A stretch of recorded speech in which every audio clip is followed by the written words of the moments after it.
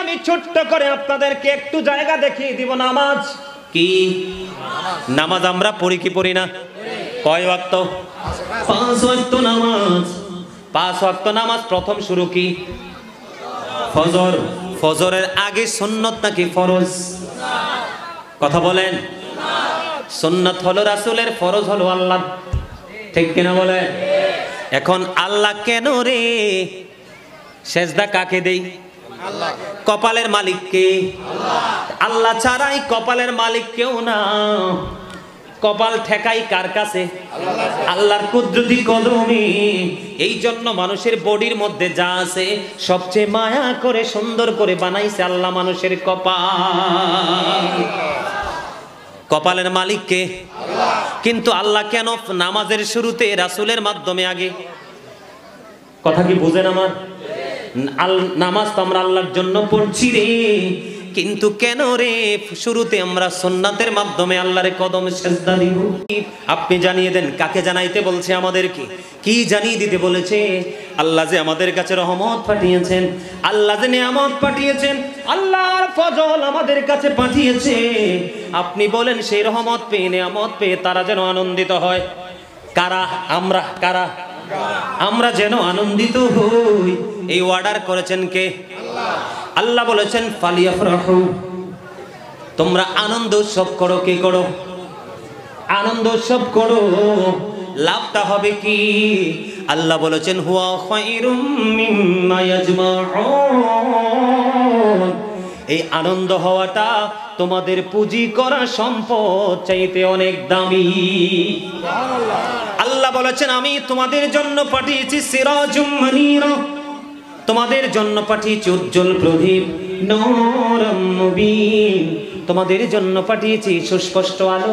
আল্লাহ গো সে আলো পেয়ে কি করবো? আল্লাহ বলেছেন ফালিয়াফরাহু, তোমরা আনন্দ উৎসব করো। হুয়া খায়রুম মিম্মা ইয়াজমাউন, তোমরা যদি আনন্দিত হও এটা তোমাদের পুঁজি করা সম্পদ চাইতে অনেক অনেক দামি। তাহলে মিলাদের দলিল আর লাগেনি? কথা কন না কেন? বাংলা কথা কইতে হয় আবার, বুঝছেন নি? কোন কথা? বাংলা কথা। আপনার বাচ্চা যে হয়েছে, জন্মদিন যে পালন করেন, কোন দলিল দিয়ে পালন করেন? কথা কন না কেন? আপনার ছেলে হয়েছে, মেয়ে হয়েছে, ঢাক দোল পিটে বিশাল বিরিয়ানির আয়োজন করেন, খাওয়ান। এই যে জন্মদিন পালন করেন, এটার দলিল কই পাইছেন?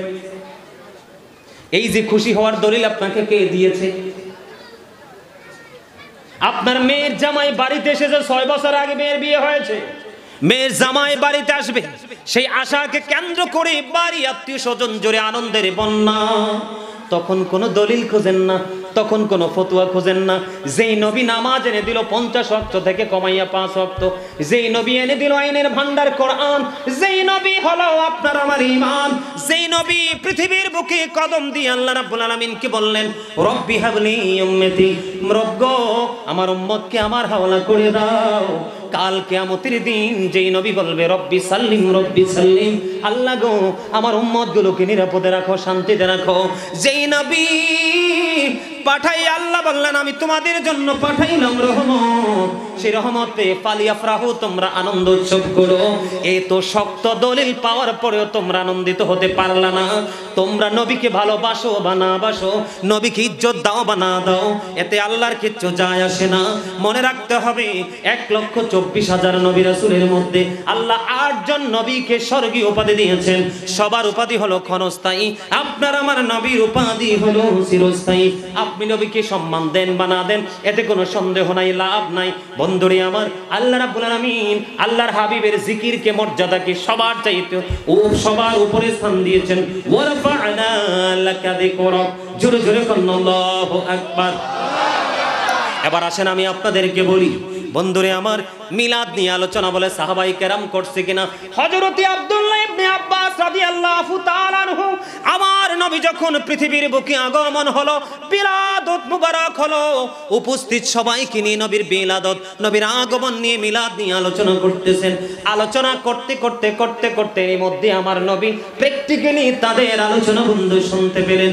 আমার নবী শুনে এত বেশি খুশি হয়েছেন বন্ধু, সঙ্গে সঙ্গে বলে দিলেন খাল্লাত লাকুম শাফাতি। আব্দুল্লাহ ইবনে আব্বাস, তোমাদের জন্য আমি নবীর সুপারিশ ওয়াজিব হয়ে গেল। নবীর আগমন, নবীকে নিয়ে আলোচনা করবেন, আপনার লাভ কি? আপনার লাভ হলো নবীর ওয়াজ শাফায়াত আপনার জন্য অনিবার্য। এটাকে আমি বানাইয়া বলছি? আরো জোরে বলেন। বন্ধুরে আমার, আমি আপনাদেরকে বলে দেই, হযরতে জালালউদ্দিন সৈয়দী রহমাতুল্লাহি আলাইহির নাম শুনছেন তো আপনারা? বিশিষ্ট একজন দার্শনিক ছিলেন। উনি বলেছেন, ওনার রচিত কিতাবে তিনি উল্লেখ করেছেন, আমার নবী যখন মক্কা থেকে মদিনায় হিজরত করেছেন, আমার নবীর আগমন বিলাদতের দিনকে ঘিরে বকরি জবাই করে মিলাদ করেছেন। অসহায় মানুষের মাঝে সেই বকরির গোশত তিনি বন্টন করে দিয়েছেন। জোরে জোরে কন্যা সুবহানাল্লাহ। আপনার জীবনে পাপের কোনো শেষ নাই। যেই নবী শাফায়াতের কান্ডারি, যেই নবীর কারণে আপনার আমার মুক্তির রাস্তা খুঁজে পাবো, সেই নবীর আগমনে আপনি খুশি হতে পারলেন না। দলিল নাই, দলিল খুঁজেন, দলিল দেওয়ার পরেও দলিল খুঁজেন। বুঝতে হবে আপনার ইমানের এগোরে যথেষ্ট গলদ আছে। ঠিক কিনা বলেন? আপনি কি হযরতে মারুফি কারকির চাইতে দামি? হযরতে মারুফি কারকি রহমাতুল্লাহি আলাইহি তিনি বলেছেন, বন্ধু, উনি অত্যন্ত চমৎকার ভাবে তিনি বলে দিয়েছেন, যারা ঈদ মিলাদুন নবী অত্যন্ত জাঁকজমকপূর্ণ ভাবে আদায় করবে, পালন করবে, তারা সফল ঈমানদার। জোরে জোরে কন্যা সুবহানাল্লাহ। বন্ধু, হযরতে হাসান বসরি রাদিয়াল্লাহু তাআলা আনহু তিনি বলে দিয়েছেন, মদিনায় গেছেন, এখানে এমন লোক আসেননি। মদিনায় গেছেন, কে কে হাত তোলেন দেখে, আসেননি আমার সামনে? রাসূলের রওজার চারপাশে পাহাড় দেখছেননি? এই পাহাড়গুলোর নাম হলো বন্ধু উহুদ পাহাড়। বন্ধু, হযরতে হাসান বসরি রাদিয়াল্লাহু তাআলা আনহু তিনি বলেছে, নবীজির আগমনে খুশি হও না তোমরা? শোনো রে ও বন্ধু উত্তরগঞ্জ পাড়ার মানুষ, তিনি বলেছেন, আমার কাছে যদি উহুদ পাহাড় পরিমাণ যদি স্বর্ণ থাকতো, আমি সবগুলো স্বর্ণ নবীজির আগমনে খুশি হয়ে মিলাদে খরচ করে দিতাম। জোরে জোরে বলেন না সুবহানাল্লাহ। বন্ধুরে আমার, ঈদে মিলাদুন নবী, নবীর আগমনে, আমার নবীর আগমনে আমি খুশি হব। আমার নবী হলেন শাফায়াতের কান্ডারি, তিনি হলেন নবীদের নবী, ইমামুল মুরসালিন, রাহমাতাল লিল আলামিন, যার নাম হলো সিরাজুম মুনীরা। আমার নবীকে পেয়ে আমি খুশি হব, এটার জন্য যারা দলিল খুঁজবে তাদের ইমানে গলত। ঠিক কিনা বলেন? আর যারা বলবে না না, আমার নবী শাফায়াতের কান্ডারি, রাহমাতাল লিল আলামিন, আল্লাহর প্রিয় হাবিবুল্লাহ আমাদের মাঝে এসেছেন, এই দিনে আমার কোনো দলিল লাগবে না, আমি আমার নবীর প্রেমে আনন্দিত হয়ে গেছি, এটাই হলো সাচ্চা ইমানদারের নমুনা।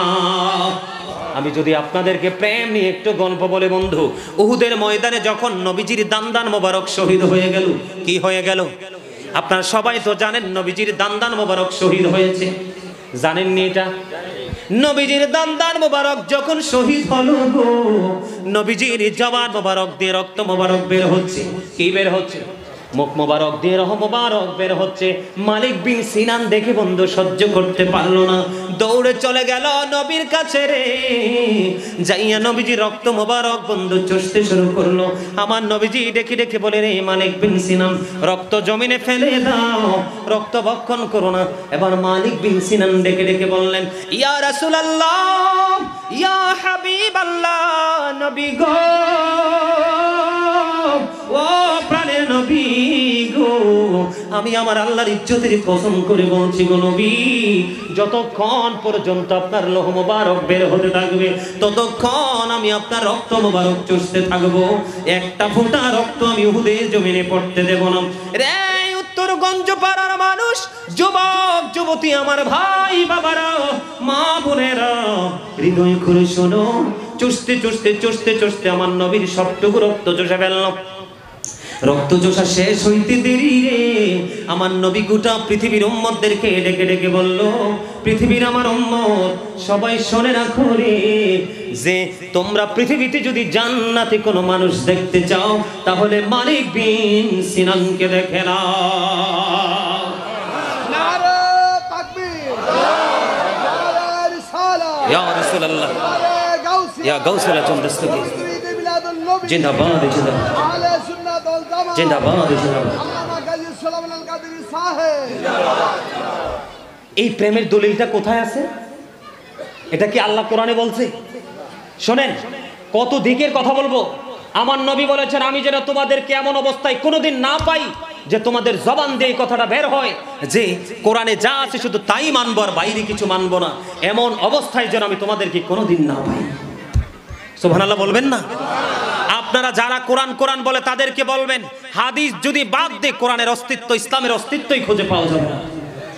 একটা এক্সাম্পল দিই, নামাজের কথা কোরআনে আছে। কোথায় আছে? কোরআনে আছে। কিন্তু 2 রাকাত 4 রাকাত 3 রাকাতের কথা কি কোরআনের কোথাও আছে?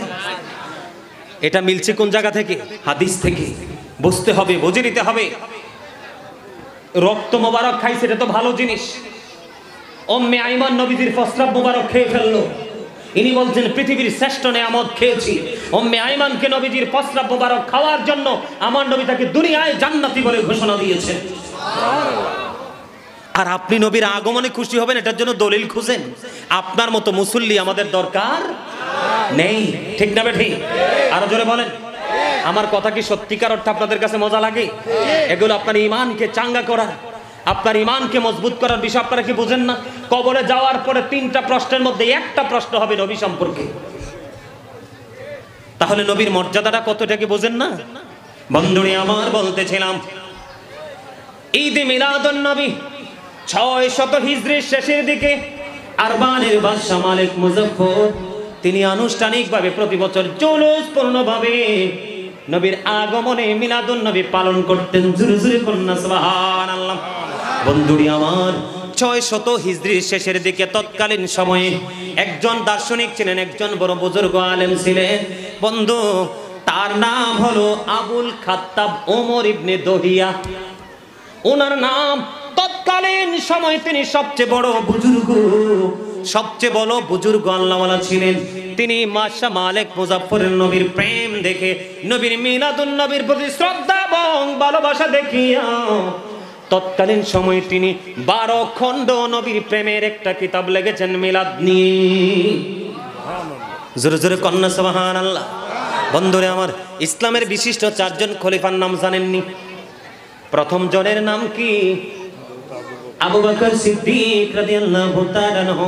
আবু বকর সিদ্দিক রাদিয়াল্লাহু তাআলা আনহু তিনি এমন একজন নবীর প্রেমিক ছিল রে বন্ধু।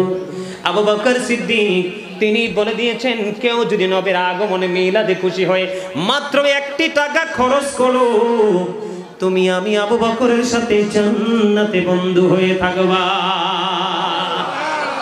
আমিরুল মুমিনিন হযরতে ওমর রাদিয়াল্লাহু তাআলা আনহু তিনি বলেছেন, বন্ধু তিনি বলেছেন, জাঁকজমকপূর্ণভাবে যারা ঈদে মিলাদুন নবী পালন করবে, জৌলুসপূর্ণভাবে, অত্যন্ত সম্মানের সাথে, মর্যাদার সাথে, তিনি বলেছেন তারা যেন ইসলামটাকে জিন্দা করে দিল। ইসলামের 3য় খলিফা হযরতে উসমান জিন্নুরাইন রাদিয়াল্লাহু তাআলা আনহু। জিন্নুরাইন মানে কি জানেননি? 2 নূরের অধিকারী। এই জায়গায় একটু ওয়াজ করা লাগে, করবনি কথা কোন? এই জায়গাটা একটু ওয়াজ করতে হয়। হযরত ওসমান রাদিয়াল্লাহু তাআলা আনহুকে কিন্তু জিন্নুরাইন সবাই মানে, কথা কোন? তার মানে নবীজির 2টা কন্যার সাথে তার বিয়ে হয়েছে। নবীজির 2টা কন্যা যদি নূর হয় তাহলে নবী কেমনে মাটি হয়? ঠিক কিনা কোন? তেঁতুল গাছে কি দড়ে? আম গাছে কি দড়ে? জাম গাছে কি দড়ে? তাল গাছে কি দড়ে? তাহলে মাটির ঘরে নূরাই কই থেকে? ওসমান জিন্নুরাইন অস্বীকার করতে পারবে? অস্বীকার করলে তার ঈমান চলে যাবে বন্ধু। সাহাবায়ে কেরামকে গালি দেওয়া যাবে না, তাদের প্রতি বিদ্বেষ রাখা যাবে না, তাদের শানে আঘাত করা যাবে না, ঠিক কিনা বলেন? তাহলে নবী নূর না মাটি? আর জোরে, আর জোরে। নবীজি নূর, কোরআনও নূর। এই জন্য আসমানও নেয় নাই, জমিনও নেয় নাই। আল্লাহর কোরআন হলো এক নূর, আর আমার নবী হলো আরেক নূর। এই জন্য নূরকে আরেক নূরের কাছে আমার আল্লাহ পাঠাইছে। নূর কইলে তো অনেকের পায়জামা পাঞ্জাবি মাথা সব গরম হয়ে যায়। নূর হলো আরবি শব্দ, বাংলাতে এটাকে বলা হয় আলো, ইংলিশে এটাকে বলা হয় লাইট। কি? আমার নবীকে যখন প্রশ্ন করলো হযরতে জাবের রাদিয়াল্লাহু তাআলা আনহু, আল্লাহ সর্বপ্রথম কি বানাইছে, তখন আমার নবী উত্তর দিয়ে দিয়েছেন, প্রফেট মুহাম্মদ সাল্লাল্লাহু আলাইহি সাল্লাম সেড তিনি বলেছেন, ও Jaber, surely the very first thing Allah created was my light. জোরে জোরে বলুন আল্লাহু আকবার। আল্লাহ সর্বপ্রথম আপনার আমার প্রাণের নবীর নূর সৃষ্টি করেছে। আমার নবী বলেছেন, আনা নূরুম মিন নূরিল্লাহি ওয়া কুল্লু শাইইন মিন নূরি। আমার নবী বলেছেন, I am from the light of Allah, আমি আল্লাহর নূর থেকে, and everything has been created from my light, সৃষ্টির প্রত্যেকটা বস্তু আমি নবীর নূর মোবারক থেকে। জোরে জোরে সুবহানাল্লাহ। Allah is one in all, follow his law and life for eternal success. আল্লাহ সব, আল্লাহ রাব্বুল আলামিন সব কিছুর মালিক, তারপরেও কিন্তু আল্লাহ রাব্বুল আলামিন ল এন্ড লাইট আমাদের কাছে আইনের ভান্ডার পাঠিয়েছেন, নূর পাঠিয়েছেন, ঠিক কিনা বলেন? আল্লাহ বলেছেন এটাকে যদি তোমরা ফলো করতে পারো, ফর এটারনাল সাকসেস, চিরস্থায়ীভাবে তোমরা সফলতা অর্জন করবে। জোরে জোরে বলুন সুবহানাল্লাহ। আরো জোরে। নবীর নূরের মধ্যে কোনো সন্দেহ আছে? আরো জোরে। বিশ্বাস করতে হবে, বুঝতে হবে, ভালো করে বুঝে তারপরে কথা বলতে হবে।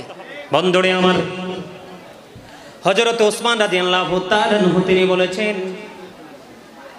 যেই ব্যক্তি মিলাদুন নবীতে 1 টাকা খরচ করবে, ঝাঁক জমকপূর্ণভাবে, জৌলুসপূর্ণভাবে মিলাদুন নবী পালন করবে, সে যেন বদর এবং হুনাইনের যুদ্ধে অংশগ্রহণ করলো। আপনি আমি কি বদর এবং হুনাইনের যুদ্ধ দেখছিনি? কথা বলেন, দেখেছি। কিন্তু নবীর মিলাদে খুশি হয়ে যদি আপনি কিছু খরচ করতে পারেন, কিন্তু প্রেসারে পড়ে না, হৃদয় থেকে ভালোবেসে মহাব্বত নিয়ে, একটা আছে মহাব্বত থেকে করা, আর একটা আছে প্রেসারে পড়ে করা। যেমন আমার ভাই দিয়েছে, আমিও দিব, না দিলে ধরা খাবো, এরকম আছে না নাই? কথা বলেন না কেন? মহাব্বত নিয়ে যদি করতে পারো গো, তাহলে তিনি বলেছে তুমি বদর এবং হুনাইনের যুদ্ধে অংশগ্রহণের মর্যাদা পাবা। ইসলাম ছোট্ট একটা আপনার ঘরের খেলনা না, ছোট্ট একটা পাতিল না, এটা হলো গভীরে কোল কিনারাহীন এক মহাসমুদ্র। জীবন থাকতে এটার উপরে দিয়ে ঢুকা যায়, জীবন থাকতে আর বের হয়ে আসা যায় না। গভীরভাবে যদি রিসার্চ করতে পারো, তাহলেই সফলতা মিলে যাবে। বন্ধু, আমি আপনাদেরকে বলে দিতে চাই, ইসলামের চতুর্থ খলিফা হযরতে আলী রাদিয়াল্লাহু তাআলা আনহু তিনি বলে দিয়েছেন, যেই ব্যক্তি আনুষ্ঠানিকভাবে মিলাদুন নবী পালন করবে, 1 দিরহাম খরচ করবে, ওই ব্যক্তির মরণ হবে বন্ধু ঈমানের সাথে। কিসের সাথে? মরণ হবে ঈমানের সাথে, এবং কাল কিয়ামতের দিন বিনা হিসাবে জান্নাতে যাবে। জোরে জোরে কন্যা সুবহানাল্লাহ। আর জোরে। তাহলে মিলাদুন নবী করার দলিল আছে না নাই? এইটা সাহাবায়ে কেরাম পালন করছে কিনা? আল্লাহ অর্ডার দিছে কিনা? আপনাকে তো বলি নাই। মিলাদুন নবী যদি আপনি পালন না করেন, আপনাকে আমরা কিছু বলি না, কিন্তু আমরা পালন করলে আপনি আমাদেরকে বেদাতি বলেন। কিন্তু আপনি কি পা থেকে মাথা পর্যন্ত আপনি কি একবার নজর দেখছেন আপনার বডি এবং আপনার আঙ্গিনায় কি পরিমাণ বেদাতকে আপনি যুক্ত করে রাখছেন? কথা কন না কেন? কি ভুল বলছি? আচ্ছা বলেন, যারা মিলাদুন নবীকে বেদাত বলে আপনাদেরকে ভয় দেখায়, বেদাত বললে ভয় পাবেন না, এটা তাদের একটা পেশা হয়েছে, এটা তাদের একটা নেশা হয়েছে। কারণ তাদের একটা দল আছে, তাদের একটা কোরাম আছে, ওই দলভুক্ত করে তারা কি করতে চায়? ইসলামকে ধ্বংস করতে চায়, নবীর প্রেমকে বিলিয়ে দিতে চায়, পৃথিবী থেকে উড়িয়ে দিতে চায়। কিন্তু আল্লাহর প্রিয় হাবিবের প্রেম কখনোই পৃথিবী থেকে উঠবে, আর যদি পৃথিবী থেকে উঠে যায় তাহলে পৃথিবী টিকবে। আর যদি বলেন ঠিক না ঠিক? আচ্ছা কোন তো যারা বেদাত বলে তারা কি মসজিদে গিয়ে ফ্যানের নিচে, এসির নিচে নামাজ পড়ে না? করেনি? আমার নবী কি আরামে নামাজ পড়ছিল? তো ওখানে যে এতে একবারও বেদাত কয় না। কথা কন না কেন?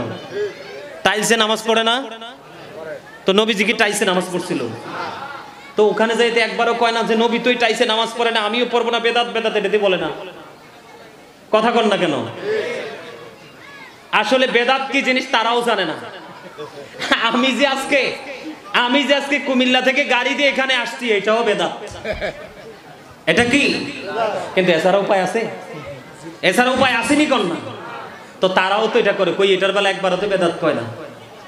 আরে আরো কি গেট আপ লয় জানেন? মসজিদে যায় বলে ইমাম সাহেবকে, হুজুর আই এম 100% টায়ার্ড, তা আমাকে কি করতে হবে? কো ওপেন দ্য ফ্যান। তো হুজুরে ফ্যান ছেড়ে দিছে, এখন একটু পরে পেনের বাতাস খায় আই এম 50% রিল্যাক্স, আরো 50% বাকি আছে। এখন কি করতে হবে? Open the AC. তো হুজুর কি করছে? এসি ওপেন করে দিছে, আবার বলতেছে আই এম 100% রিল্যাক্স। কারণ আরামের বেলায় বেদাত চোখে দেখো না, নবীর প্রেমের বেলায় তুমি এত বেদাত কোথায় পাও? তাতে এতে বোঝা যায় তুমি 100% নবীর দুশমন। ঠিক না বেড়ে? আর জোরে মানে বা না মানে, নবীর সাথে বেয়াদবি করলে কি হইব জানেন? বলবো, ক্বালা মান সাব্বা নাবিয়্যা ফাকতুলহু ওয়া মান সাব্বা সাহাবী ফাদরিবহু। রাসূল বলেছেন, হযরতে আলী রাদিয়াল্লাহু তাআলা আনহু থেকে হাদিস বর্ণিত, রাসূলকে যারা বকা দিবে, রাসূলের ইজ্জতের চাদর ধরে তারা টান দিবে, কথার দ্বারা, সাপোর্টের দ্বারা, চিন্তার দ্বারা, যেই কোনো ভাবে, আল্লাহ রাসূল বলেছেন তোমরা যদি উম্মত হও তাকে সঙ্গে সঙ্গে হত্যা করে ফেলো। হাদিস শরীফ। আর সাহাবাই কেরামের শানে যারা গুস্তাখি করবে তাদেরকে প্রহার করো, তার মানে বাইন্দা পিটাও। আপনারে 500 টাকা দিলে, বাড়ির আঙ্গি দিয়ে ড্রেন নাই, ড্রেনটা একটু ড্রেজিং করে দিলে, অথবা ছেলে বিদেশ যাওয়ার সময় 20-50 হাজার টাকা দিলে, আপনি শুধু ইমান নি, আমরা 14 গোষ্ঠী বিক্রি করে আসেন। ঠিক কিনা বলেন? এটার নাম ইসলাম নয়। ইসলাম কোনটা জানেন?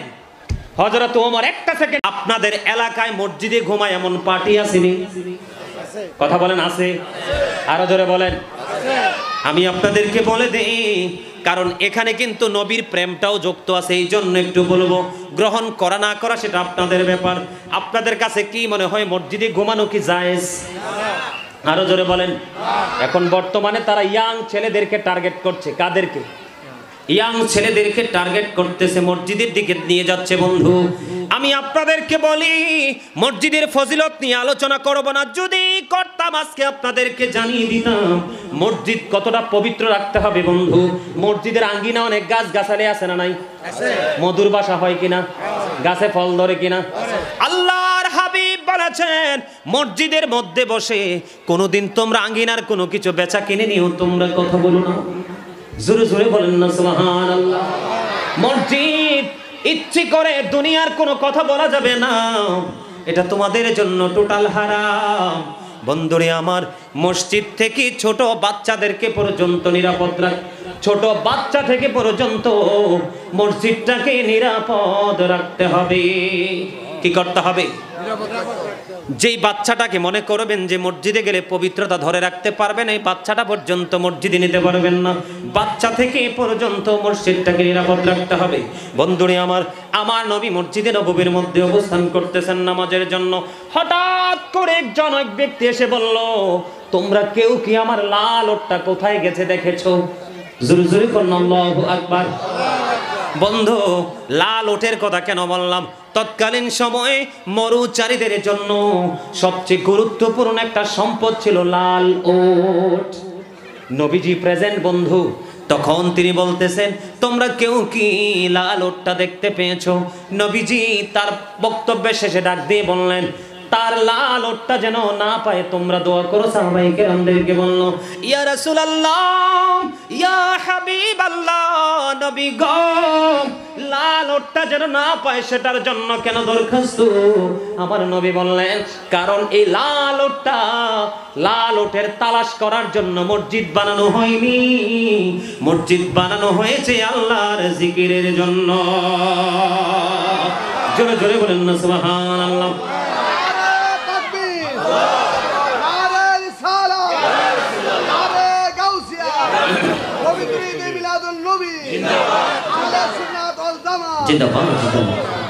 এলাকার মধ্যে অনেক জিনিস হারানো গেলে দৌড়ে চলে যায় না মসজিদে মাইকিং করতে। আজকে আপনাদেরকে বলে যায়, দাড়ি পাকা আমার মুরব্বী বাবারা এখানে আছেন, কোন দিন আজকের পর থেকে বন্ধু, কোন দিন মসজিদে কোনো হারানো জিনিস খোঁজার জন্য এলান করতে যাবেন না। কারণ আমার নবী মসজিদের মাইক দিয়ে মসজিদে দাঁড়িয়ে হারানো জিনিস খোঁজার জন্য পর্যন্ত নিষেধ করেছে। যেই জায়গায় মসজিদটাকে এতটা পবিত্র, এতটা সুরক্ষিত রাখার অর্ডার নবী দিয়েছেন, সেই জায়গায় মসজিদে ঘুমানোর বৈধতা কোথায়? একমাত্র বন্ধু যেমন আমি মুসাফির অনেক শত শত মাইল পাড়ি দিয়ে এসেছি, আজকে যদি আমার থাকার কোনো জায়গা না থাকে, ওয়াজ শেষে আমি মসজিদে অবস্থান করতে পারবো, এটা আমার জন্য বৈধ হবে। ইচ্ছে করে মসজিদে ঘুমানো যাবে না। বন্ধুরে আমার, আরেকটা হলো রমজানের শেষ 10 দিন কেউ যদি ইতিকাফের উদ্দেশ্যে মসজিদে প্রবেশ করে, তখন মসজিদে ঘুমানো যাবে। আবার কেউ যদি মনে মনে নিয়ত করে যে আমি কি করব, আমি রমজান মাসে রোজা রাখবো, রোজা রেখে শেষ 10 দিনে আমি ইতিকাফ করব, এই রকম পবিত্র নিয়তে আপনি মসজিদে ঘুমাতে পারবেন। অন্যথায় নিজে ইচ্ছে করে মসজিদে গাঁঠুরে নিয়ে ঘুমানোর কোনো বৈধতা নয়। সবচেয়ে বড় কথা হলো বন্ধু, আপনারা দেখবেন গত 7 তারিখে, এই মাসের 2 তারিখে কর্ণফুলী কলেজ বাজার, এই পবিত্রতা নিয়ে আমি আলোচনা করেছিলাম প্রাণ খুলে। ওই আলোচনার মধ্যে আপনারা অনলাইন থেকে খুঁজে বের করবেন, বিস্তারিত ব্যাখ্যা করেছিলাম। বন্ধু, আমি আপনাদেরকে বলি, পুরুষ মানুষ আপনারা সবাই এখানে, ঘুমের ঘরে কোনো কিছু হয় কি হয় না? এটা কি দিন রাত পার্থক্য আছে? কথা বলেন। দিনের বেলায় ঘুমাবেন, দিনের বেলাও বিছানা নাপাক হতে পারে। রাতের বেলা ঘুমাবেন, রাতের বেলাও বন্ধু বিছানাটা নাপাক হতে পারে, সমস্ত শরীর নাপাক হতে পারে। নাপাক যখন হয়ে যাবে তখন তার উপর গোসল ফরজ। ঠিক কিনা বলেন? এই মসজিদে সারা দিন আমরা, সারা মাস সারা বছর অপরাধ করে মসজিদে যাব আমরা ক্ষমা চাওয়ার জন্য। এটাকে এতটাই পবিত্র রাখতে হবে, এখানে যাইয়া সেজদা দিব ক্ষমা পাওয়ার আশায়, আল্লাহকে পাওয়ার আশায়। বন্ধু, মসজিদে ঘুমানোর দলিল কেউ দিতে পারবে না। ইচ্ছে করে বর্তমানে আমাদের দেশে এমন বোকা মূর্খ মুসল্লি নাই যে মসজিদে ঘুমায়া ঘুমায়া দাওয়াত দিতে হবে। কথা বলেন না কেন? বলে হুজুর কেন আসলেন এই জায়গায়? 1980 সনে আমেরিকার বোস্টন মসজিদে ডক্টর আহমদ পেয়ারা বাগদাদি, যার নাম ছিল ওয়ারিদ্দিন মোহাম্মদ, যার নাম কি? ওয়ারিদ্দিন মোহাম্মদ, যার হাতে 10 লক্ষ খ্রিস্টান মুসলমান হয়েছে। কয় লক্ষ? 10 লক্ষ খ্রিস্টান মুসলমান হয়েছে। 150টা গির্জার সুপারিনটেন্ডেন্টে বাহাসি তিনি পরাজিত করলেন। তাদের বক্তব্যকে তিনি খণ্ডন করে তিনি যথাযথ দলিল দিলেন, তারা মেনে নিল। ওয়ারিদ্দিন মোহাম্মদ, ওনার সাথে বাহাস হয়েছিল তাবলিগ এবং তালিম নিয়ে। কি নিয়ে? তাবলিগ এবং তালিম। তাবলিগ কাকে বলে আমি আপনাদেরকে বলি। যেমন ধরেন আপনাদের এই ইমাম সাহেব অথবা আপনাদের এই খতিব সাহেব, উনি যদি এখান থেকে বের হইয়া ওনার মসজিদ থেকে, হুজরা থেকে বের হয়ে কোনো হিন্দুদের মন্দিরে চলে যায়, কোনো খ্রিস্টানের গির্জায় চলে যায়, বৌদ্ধদের মন্দিরে চলে যায়, ওখানে গিয়ে যদি দিন প্রচার করে, ওটার নাম হবে বন্ধু তাবলীগ। আর আমি যে আজকে কুমিল্লা থেকে খাগড়াছড়ি বন্ধু উত্তরগঞ্জ পাড়াতে চলে এসেছি, এই যে দিনের দাওয়াত দিচ্ছি, এটার নাম হলো বন্ধু তালিম। একটা মুসলমান আর একটা মুসলমানকে দিন শিখাবে, এটার নাম হলো কি? তালিম। আর একটা মুসলমান কোন বেধর্মীকে দিন শিখাবে, এটার নাম হলো তাবলীগ। এখন তার নাম দিয়েছে তাবলীগ, একদিকে অন্যায় কাজ করে তালিমের কাজ। কথা কন না কেন? আপনারা বুঝে নিবেন, আমি বোঝার জন্য বলছি, প্রতিহিংসার জন্য নয়। এরাও কিন্তু আমাদের ভাই, এরা হয়তো অনেকে বোঝে না, এজন্য রং কাজ করে। নাম কি? তাবলীগ। কাজ আদতে এটার অর্থ কি? তালিম। মসজিদে ঘুমানোর কোনো বৈধতা নাই, তারা দিনরাত 24 ঘন্টা ঘুমায়। এই আপনাদের খতিব সাহেবকে আমি চলে গেলে জিজ্ঞেস করবেন, মসজিদে পেঁয়াজ রসুন খেয়ে যাওয়া যায় কিনা? যাওয়া যায় না, যাওয়া যায় না। যেই দুর্গন্ধে মানুষ কষ্ট পায়, সেই দুর্গন্ধে ফেরেশতাও কষ্ট পায়। বন্ধু, আমি নিজে চোখে দেখেছি চুয়াডাঙ্গায় ওয়াজে গিয়ে, মসজিদের মধ্যে বসে বসে তারা মনে হয় জিয়াপত করবে, পেঁয়াজ রসুন কাটতেছে, ইচ্ছে মতো শাকসবজি কাটতেছে, মনের খুশি মতো তারা বন্ধু বক্তব্য দিতেছে। এটা কখনোই ঠিক নয়, কোরআন হাদিস দিয়ে বৈধ করতে পারবে না। এটাকে এখন আবার হজের সাথেও তুলনা করে। নাউজুবিল্লাহ বলেন আর জোরে। এইসব ত্রুটি থেকে আমাদের এই রং কাজগুলো আমরা করছি, কিন্তু যেটা করা দরকার আমরা সেটা করছি না। আমি আপনি বলি, আপনারা পবিত্র ঈদে মিলাদুন্নবী উদযাপন উপলক্ষে আলোচনা করছেন, মাহফিল দিয়েছেন বন্ধু। ঈদ মানে হলো কি? খুশি। ঈদ মানে হলো কি? আনন্দ। ঈদ হলো ফিরে আসা। ঈদ মানে হলো প্রত্যাবর্তন করা। আমার দিকে তাকান, এদিকে তাকান। বিরক্ত হচ্ছেন? কার কার কাছে বিরক্ত লাগতেছে হাত তোলেন। আরে না, সব সচেতন। আমি বলছি, মনে করছি 2-1টা হাত উঠবে, ওঠে না।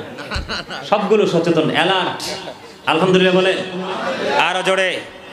এখন আপনারা বলেন, আমি একটু বলি, মসজিদে কাউকে ঘুমাইতে দিবেন? বসতে দিবেন? একেবারে নোংরা হয়ে যাবে, অপবিত্র হয়ে যাবে। মসজিদ একেবারে পবিত্র রাখবেন। যেই জায়গায় যে সেজদা দিয়ে আল্লাহর কাছে দরখাস্ত দিলে আল্লাহ দরখাস্ত কবুল করবে। ঠিক কিনা বলেন? বন্ধুরে আমার, আমি বলতে চেয়েছিলাম কোত্থেকে ঘুরে কিন্তু কোথায় চলে গেছি দেখছেন নি? আমার ঠিকানা ছিল কোথায়? আল্লাহ এবং আল্লাহর হাবিব ডক্টর আহমদ পেয়ারা বাগদাদির বাহাসের মধ্যে, আমেরিকার মধ্যে। ঠিক কিনা বলেন? এবার আমার দিকে আসেন। আল্লাহর সাথে আল্লাহর হাবিবের নাম আছে না নাই? এই যে কোরআনে আল্লাহ রাব্বুল আলামিন আল্লাহর হাবিবকে ভালোবাসার কথা বলছে কিনা?